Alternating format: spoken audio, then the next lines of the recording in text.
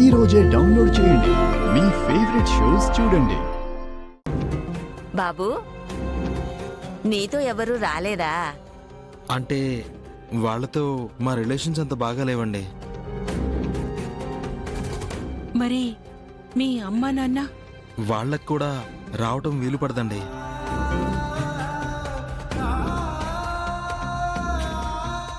అంటే ఇప్పుడున్న సిచ్యువేషన్లో వాళ్ళకి లీవ్స్ లేవండి. అదేంటయ్యా, పెళ్ళనేది మళ్ళీ మళ్ళీ రాదు కదా. ఇప్పుడు మీ కళ్ళ వల్ల లేకుండా ఈ పెళ్ళి ఎలా జరిపిస్తాం? అంకుల్, మీ ఆలోచనల్లో అంతరార్థం నాకు అర్థమైంది. వాళ్ళు ఇక్కడికి రాలేకపోయినా పెళ్లి మొత్తం ఆన్లైన్లో చూస్తారు అంకుల్. అక్షింతలు మేము అక్కడికి వెళ్ళిన తర్వాత వేస్తారు. మీకు కావాల్సింది వాళ్ళని చూడడం, అంతే కదా. నేను ఇప్పుడే కాల్ చేస్తాను అంకుల్. అయ్యయ్యో వద్దులేండి బాబు గారు, అసలే అమెరికాలో ఇప్పుడు నైట్ అయ్యి ఉంటుంది. అనవసరంగా వాళ్ళని డిస్టర్బ్ చేయడం ఎందుకు?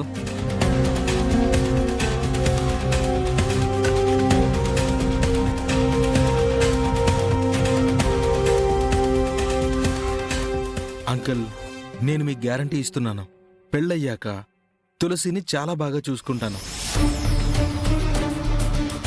తను మీ అందరితో ఎంత సంతోషంగా ఉందో నాతో కూడా అంతే సంతోషంగా ఉంటుంది. ఎలాగో ఖుషి కూడా మాతోనే వస్తుంది కదా. నా మీద ఏమైనా కంప్లైంట్స్ ఉంటే తనే మీకు చెప్తుందిలేండి.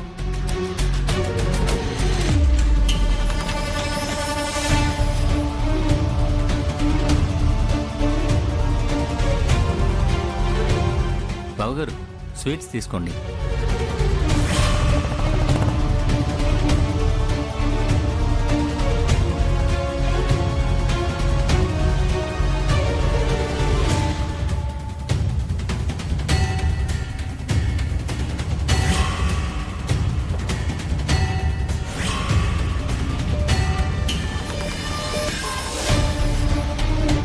లోపలికి వెళ్ళి గొడవ చేస్తే నన్ను అపార్థం చేసుకుంటుంది.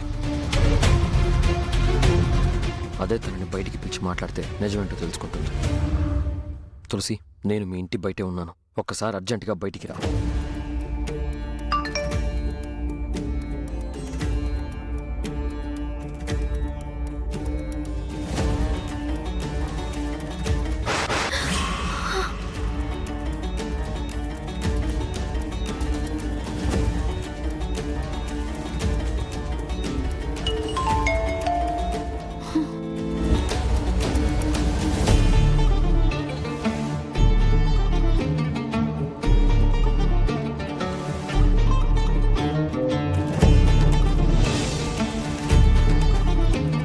ఏంటన్నా, ఏదైనా ఉంటే అక్కడే మాట్లాడచ్చు కదా.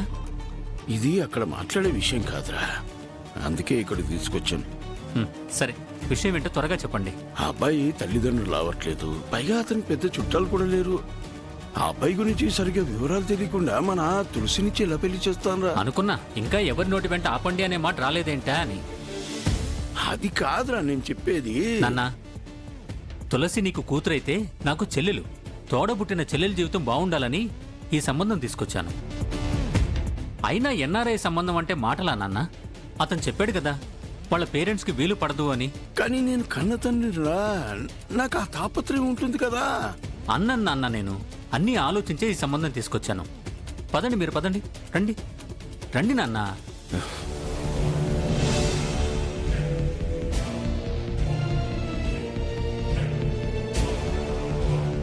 ఎందుకొచ్చారు?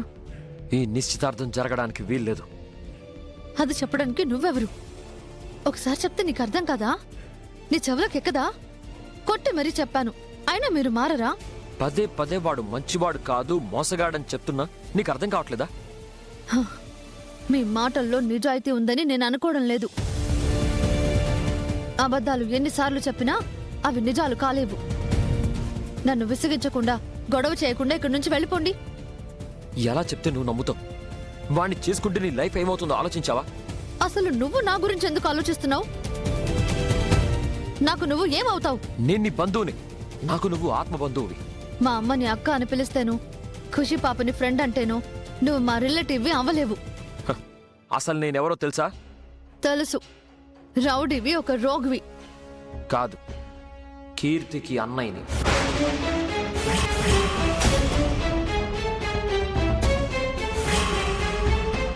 ఎక్స్ఎమ్మెల్యే బసవరాజు గారి చిన్న కొడుకుని.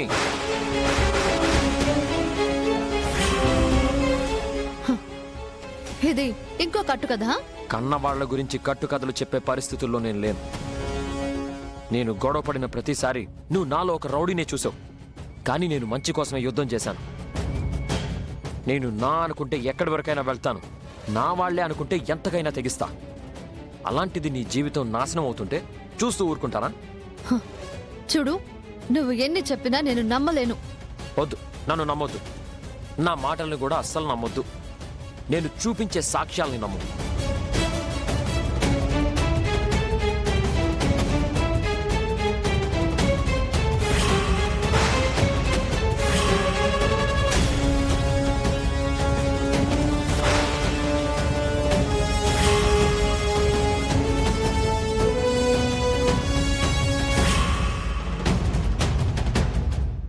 ఇప్పటికైనా వీడేంటో తెలిసిందా? ఇప్పుడే వెళ్ళి వాడి కాలర్ పట్టుకుని 4 తన్ని పోలీసులకు అప్పగిస్తా. అప్పుడు గాని బుద్ధి రాదు వాడికి.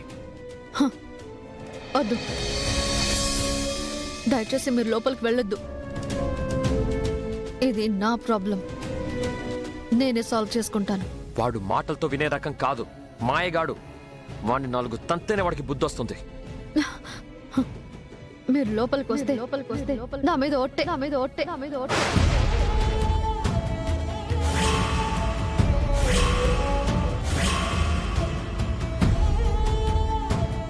మీరు ఇక్కడ ఉండొద్దు, వెళ్ళిపోండి.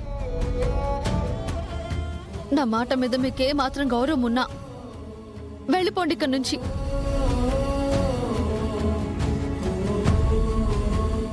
మీకు దండం పెడతాను, మీరు ఇక్కడి నుంచి వెళ్ళిపోండి. మీ కాళ్ళు పట్టుకుంటాను. ఏం నువ్వు? వాడు ఎదవాన్ని నీకు తెలిసిన తర్వాత కూడా ఇంకా నన్ను ఆపాలని ట్రై చేస్తున్నావా? నేను తెలుసుండొచ్చు, మా అమ్మ తెలుసుండొచ్చు, కానీ నా పరిస్థితి మీకు తెలియదు కదా. నేను ఎలాంటి సిచ్యువేషన్లో ఉన్నానో మీకు తెలియదు కదా. ఈ పెళ్లి జరగాలి అని నేనే కాదు, నా కుటుంబం మొత్తం కోరుకుంటుంది.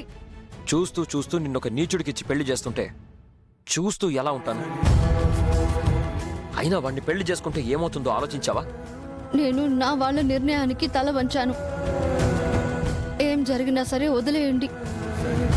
ఇదేమీ బస్సులో చేసే ప్రయాణం కాదు, గంటసేపు ఆగితే దిగిపోవడానికి. Life journey. ఒక్క రాంగ్ డెసిషన్ తీసుకున్నా లైఫే డేంజర్లో పడుతుంది. నేను తీసుకున్న నిర్ణయం మీకు మూర్ఖంగా కనిపించిన నాకు ఇదే సరైన నిర్ణయం.